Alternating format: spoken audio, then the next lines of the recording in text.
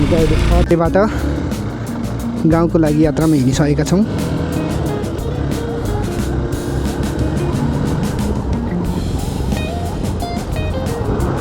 अनि हामीले त्यहाँ छरेमा चाहिँ हामीले रेड बुल खायौँ। अनि त्यहाँबाट अब हामी सिधै आँप्रामा पुग्नेछौँ र आँप्रामा हामी माछा खाने कुरा गरेका छौँ। त्यहाँको माछा चाहिँ एकदम टेस्टी र मिठो हुन्छ भन्ने कुरा सुन्नमा आएकोले हामीले चाहिँ आँप्रामा गएर केही त्यहाँनिर भोजनहरू अथवा माछाहरू खाने निर्णय गऱ्यौँ। र यहाँ पछाडि देख्न सक्नुहुन्छ विजय पछाडि आउँदैछन्।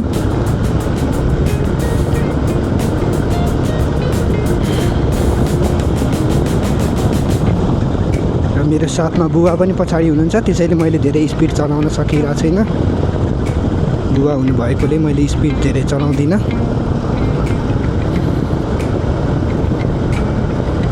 यहाँ अगाडि चेकपोस्ट छ र चेकपोस्टमा यहाँ अलिकति स्लो गर्नुपर्ने हुन्छ।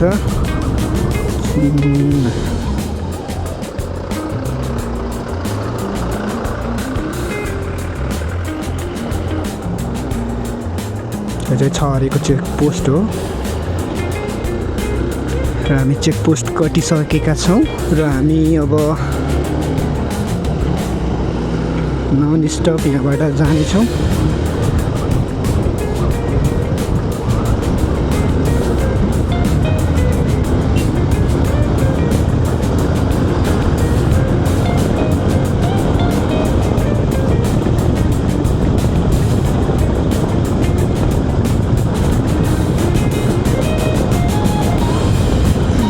मौसम पनि अहिले चाहिँ अलिक खुलेको जस्तो देखिन्छ, तर घाम चाहिँ पुरै लागिसकेको छैन।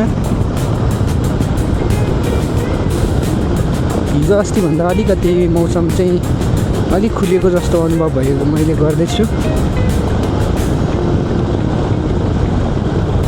यो छरे चाहिँ एकदम राम्रो छ है यहाँको लागि चाहिँ। यो ठाउँ चाहिँ एकदम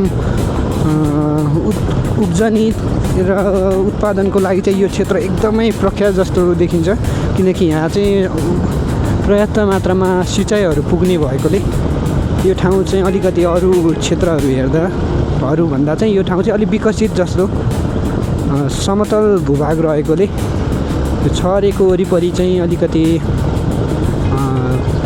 सबै क्षेत्रले हेर्दाखेरि अलिक विकसित जस्तो देखिन्छ यो नुवाकोटको बजारी क्षेत्र भएकोले।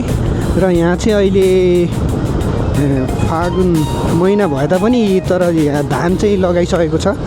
यहाँ चाहिँ वर्षमा 3वटा बाली चाहिँ 3चोटि चाहिँ धान लगाउन सकिने क्षेत्र भएकोले एकदमै राम्रो छ है। यहाँ चाहिँ तपाईँहरू पनि यसो घुम्न आउन सक्नुहुन्छ। छरे एकदम रमाइलो छ। बाटोको लागि चाहिँ एकदमै राम्रै छ, सबै पिजै छ, एकदम राम्रो छ। अनि विकासको काम पनि यहाँ चाहिँ तीव्र रूपमा भइरहेको चाहिँ हामी थाहा पाउन सक्छौँ। बस्तीहरू पनि बढ्दैछ र पहिला चाहिँ यति धेरै बस्ती थिएन, तर अहिले धेरै बस्तीहरू बढेको पनि महसुस गर्दैछु।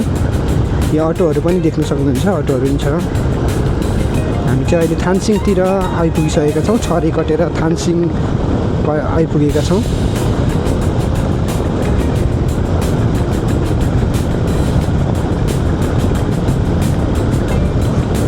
मेरो स्पिडको लिमिट चाहिँ 60सम्म हुन्छ। त्योभन्दा बढी मैले चलाउँदिनँ किनकि बुवा पछाडि हुनुहुन्छ।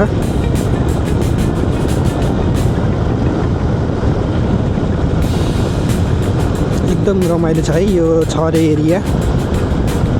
भूभागको हिसाबले नै एकदमै राम्रो, उब्जनीको लागि नि राम्रो, पर्यटनको लागि पनि एकदमै राम्रै छ बस्न। अनि यहाँको हावापानी पनि एकदमै राम्रो छ। अनि सुविधाको हिसाबले पनि यो क्षेत्र चाहिँ अलि राम्रै छ र विकासको लागि पनि अब सबै कुरा सम्पन्नै जस्तो देखिन्छ।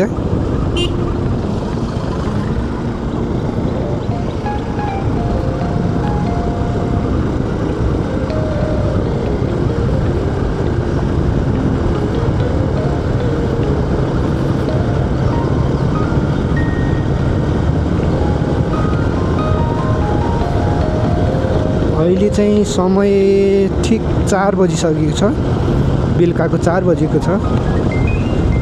र हामी काठमाडौँबाट हिँडेका थियौँ 3 बजे काठमाडौँबाट हिँडेका थियौँ र 6 रे आइपुग्दासम्म हामी 4:30 लगभग 4 बजे हामी 6 रे आइपुग्यौँ र 6 रेमा हामीले केही समय हामीले त्यहाँ बितायौँ र हामी अब यसै क्रममा हामी गाउँको यात्रामा छौँ।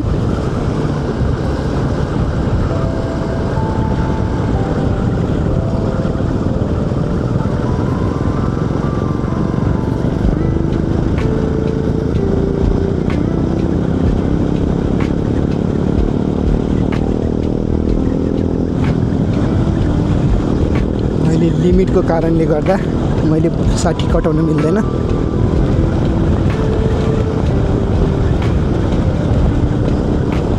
म अगाडि धेरैले ओभरटेक गरिसकेँ तर मैले आज लिमिट क्रस गर्न मिल्दैन साथी हो।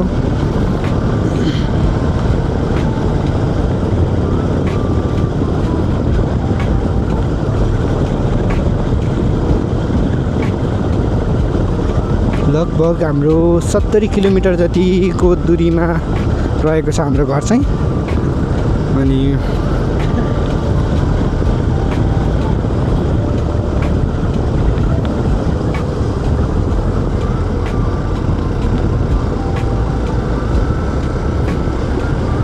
यो चाहिँ एक प्रकारको फाँट जस्तै छ है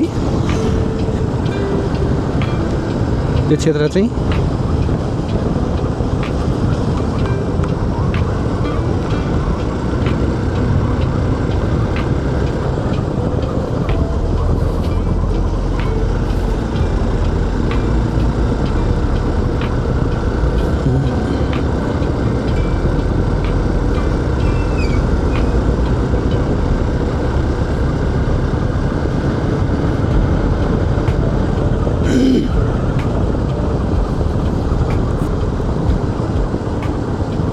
पछाडिबाट विजय आउँदै हुनुहुन्छ, विजय भाइ।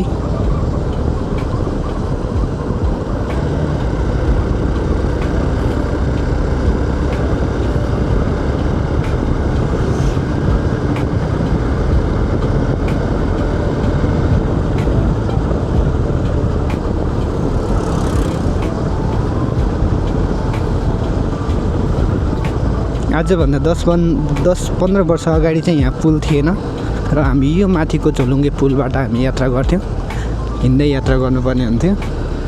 र अहिले चाहिँ हामी यो पुल बनिसकेपछि चाहिँ हामी अहिले पुलबाट यात्रा गर्न सहज भएको छ।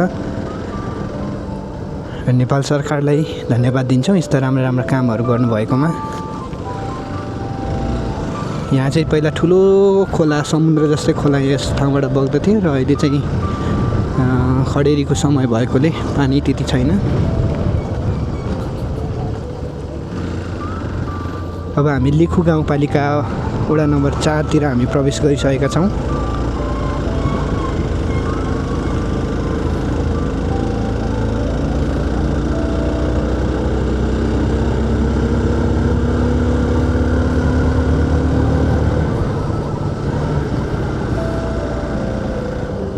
लेट्स होप है साथीहरू हामी अझ चाँडै पुग्न सकौँ, किनकि अहिले 4 बजिसकेको छ। अझै हामीलाई पुग्नलाई कम्तीमा पनि 1.5 घन्टा चाहिँ हामीलाई 1.5 घन्टा चाहिँ लाग्छ है घरसम्म पुग्नलाई। र मैले धेरै स्पिड पनि कुदाउनु मिल्दैन, मैले कन्ट्रोल गरी चलाइरहेको छु, किनकि यात्रा गर्दाखेरि आफू एक्लै छ भन्दा भने त अब कुदाए नि भइहाल्छ। तर आफ्ना अभिभावक, आफ्ना सन्तान होइन परिवारसँगै हुँदाखेरि चाहिँ प्लिज साथीहरू तपाईँहरूले नि बिस्तारै चलाउनुहोस् यात्रामा। र तपाईँहरू एक्लै हुँदा पनि तपाईँहरूले चाहिँ ध्यान दिएर चलाउनु होला।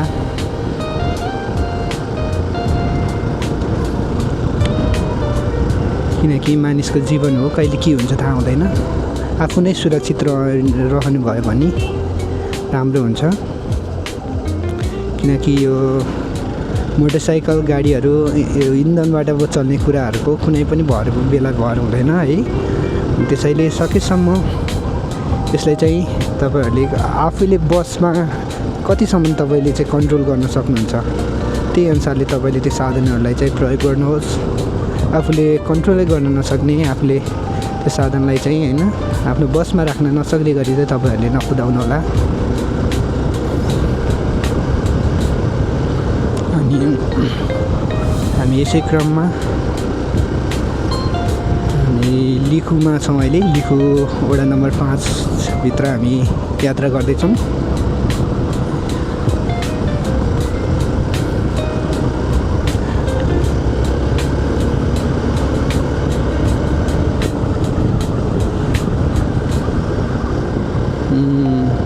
हामी अझै यात्राको क्रममा छौँ।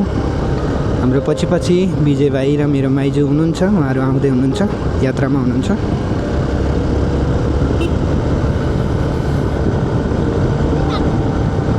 हेर्नुहोस् साथी हो, मैले तपाईँहरूलाई आज मेरो गाउँको यो बाटोहरू तपाईँहरूलाई देखाइरहेको छु। तपाईँहरूलाई पनि मेरो यो भ्लग मन परेर आउन चाहनुहुन्छ भने तपाईँहरू आउन सक्नुहुन्छ। र यो ठाउँ चाहिँ एकदम रमाइलो छ घुम्नको लागि। म चाहिँ अस्ति चुनावको दिनमा चाहिँ म भोट हाल्नको लागि यो ठाउँमा आएको थिएँ, यही बाटो हुँदै आएको थिएँ।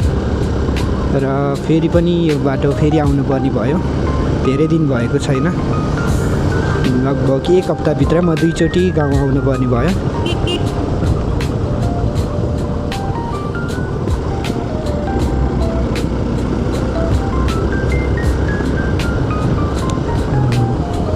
मेरो गाउँ चाहिँ एकदम अहिले आउँदाखेरि चाहिँ एकदम विकसित भइसकेको जस्तो महसुस गर्दैछु। यही स्कुलको गाडीहरू, अटोहरू पनि लाग्दो रहेछ यो ठाउँमा चाहिँ अहिले।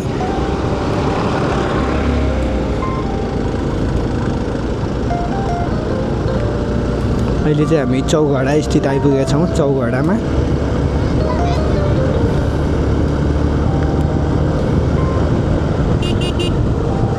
स्कुलको नानी बाबुहरू छुट्टी भएर घर आउने तर्फमा हुँदाखेरि हामीले बिस्तारै चलाइरहेका छौँ। चौघडा क्षेत्रभित्र हामी प्रवेश गरिसकेका छौँ।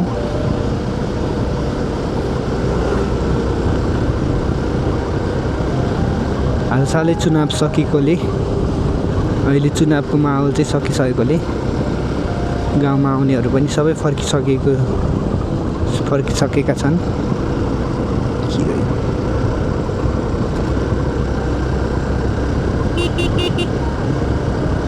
स्कुलको नानीहरू छन् यहाँ। बिच बाटोमा आइदिए भने त फेरि एक्सिडेन्ट हुने चान्स धेरै हुन्छ। त्यसैले मैले स्पिड पनि कन्ट्रोल गरिरहेको छु।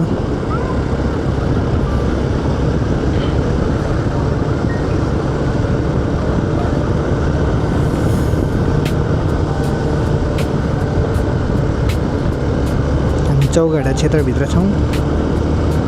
साथीहरू मलाई माफ गर्नु होला, यहाँ चाहिँ अलि बाटो खाली भएकोले मैले अलिकति स्पिड अलि बेसी गरेँ। बाटो खाली देखेको कारणले मैले स्पिड अलिकति बढाएँ है साथीहरू। तर म 70 भन्दा माथि जान्न होला।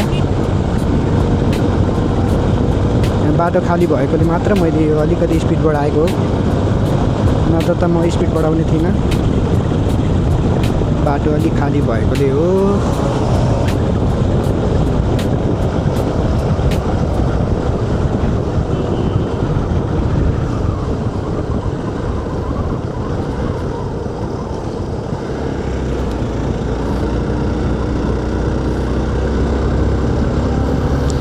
हेर्नुहोस् त गाउँ कति रमाइलो छ है, हरियाली।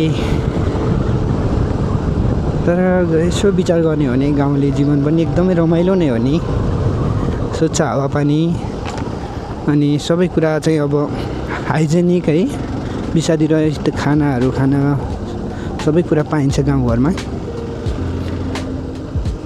सहरभन्दा बस्नको लागि चाहिँ गाउँ ठिक हो। तर के गर्नु, गाउँमा रोजगारको कारणले गर्दाखेरि पनि हामी सहरमा बस्न बाध्य छौँ। हाम्रो सहर चाहिँ हाम्रो चाहना होइन, सहर चाहिँ हाम्रो बाध्यता भने जस्तै हो है। सेवा सुविधाको हिसाबले अनि धेरै कुराहरूको हिसाबले, स्वास्थ्यको लागि समयमा उपचार गराउन नसक्नु अभावको कारणले गर्दाखेरि हामी गाउँबाट सहरमा विस्थापित हुन परिरहेको छ। अनि नेपाल सरकारले चाहिँ यस्ता कुराहरूमा चाहिँ अझै जोड दिएर है कसरी हुन्छ युवाहरूलाई चाहिँ रोजगारको व्यवस्था गराएर आफ्नै ठाउँमा चाहिँ है रहनलाई त्यस्तो वातावरण बनाइदियो भने सहज हुन्थ्यो होला। यहाँ चाहिँ पहिरो गएको रहेछ। ओहो,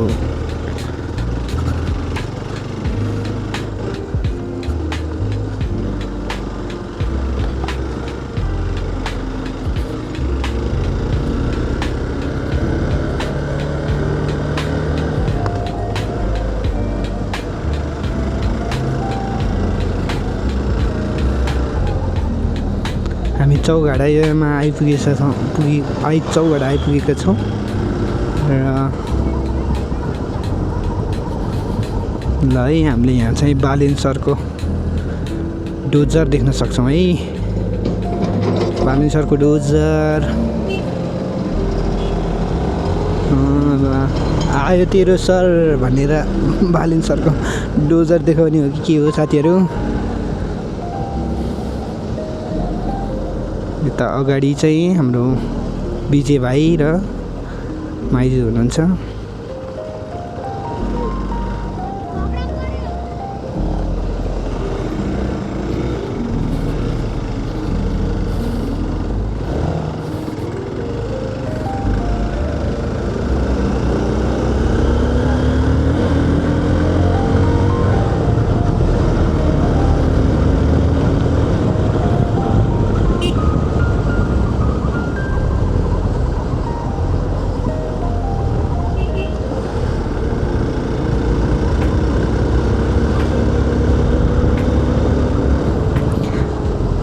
हामी अहिले चौघाडामै छौँ, चौघाडाको यात्रामा छौँ।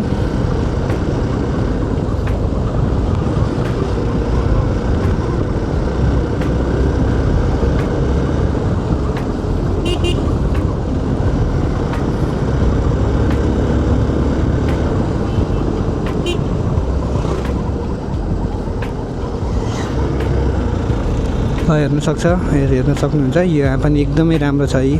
उत्पादनको लागि चाहिँ यो ठाउँ एकदम राम्रो छ। यो ठाउँमा चाहिँ हरेक कुराहरू उब्जनी गर्न सकिन्छ है। धान चाहिँ वर्षमा 3 बाली लगाउन सकिन्छ। आलु भयो, मकै भयो, केराहरू हेर्न सक्नुहुन्छ है। उत्पादनको लागि चाहिँ एकदम राम्रो क्षेत्र छ है। अनि यो क्षेत्रहरूलाई चाहिँ अझ सरकारले चाहिँ उच्च निगरानीमा राखिकन उत्पादन गर्नको लागि है अनुदानहरूसहित सरकारले चाहिँ व्यवस्थापन गर्न सके एकदम राम्रो हुने थियो।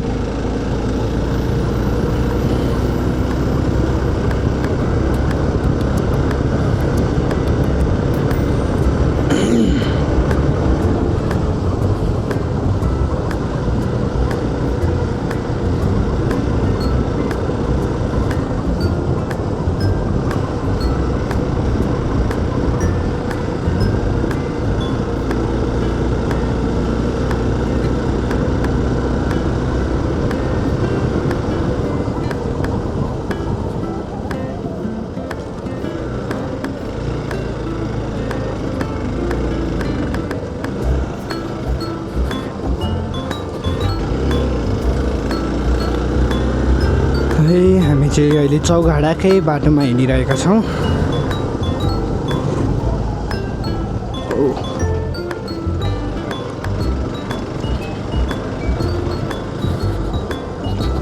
अफरोड आइसकेको छ। मैले यो सस्पेन्सन अलिकति एडजस्ट गर्नुपर्ने थियो अफरोडमा चाहिँ।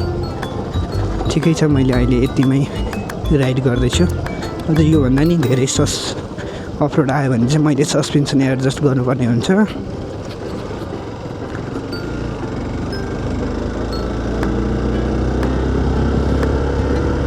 अहिले चाहिँ मैले सस्पेन्सन 5.5 को एडजस्ट गरिराखेको छु।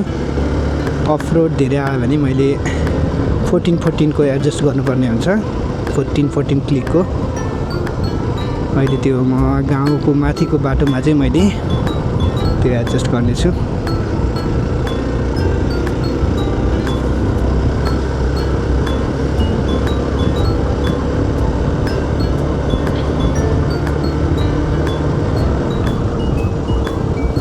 यो भिडियो अलि लेन्थीहरू हुनसक्छ, म स्किप गरेर हाल्नेछु।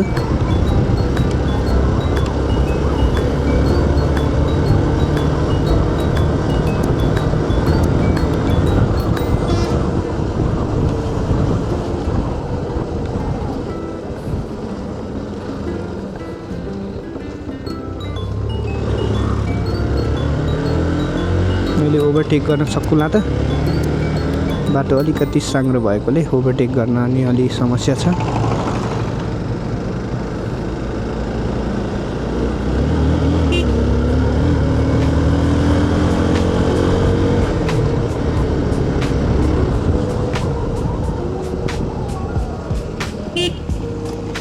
सरी। ओहो, त्यहाँ दिदी हुनुहुँदो रहेछ। झन्नै मैले हिलो छाप्दी, त्यसैले मैले माफी मागिसकेको छु।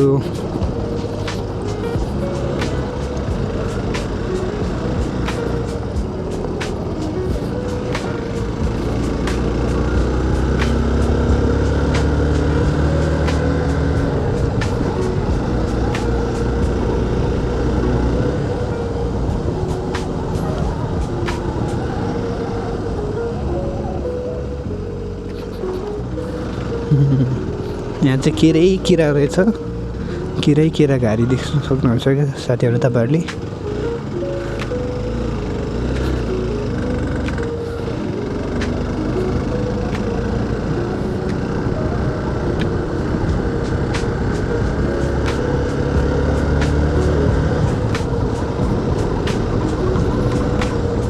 है साथी, हामीहरू चाहिँ बेलडाँडातिर आइपुगिसकेका छौँ।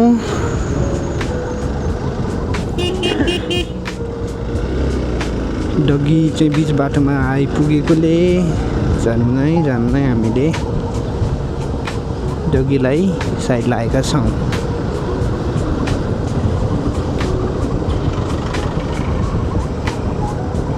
हामी चाहिँ साथीहरू हामी चाहिँ अहिले यो के अरे आप्रतिर आइपुग्न लागेका छौँ। र आप्रोमा चाहिँ हामीले अघि माछा खाने कुरा गरेका थियौँ।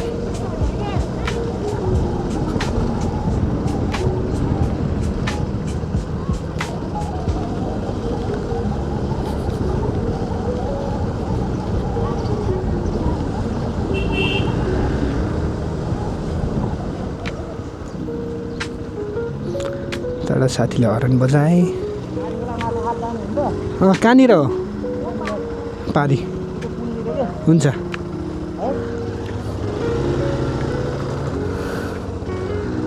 माछा खाएर जाने कुरो भएको छ।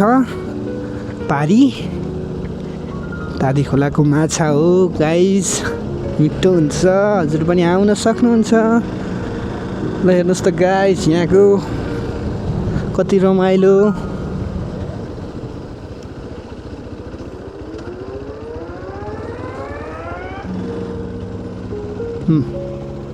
माथि चाहिँ हो कि त माथि चाहिँ हो कि ऊ त्यहाँनिर।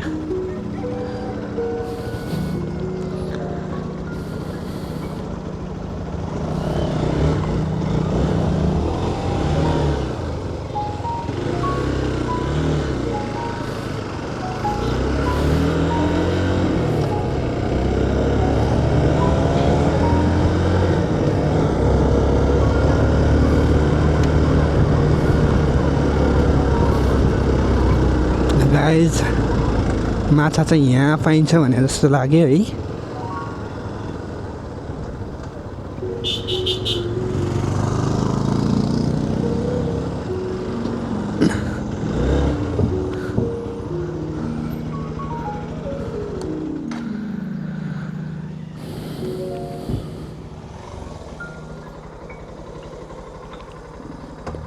त गाइज हामी फेरि एकछिनपछि भेटौँला है त।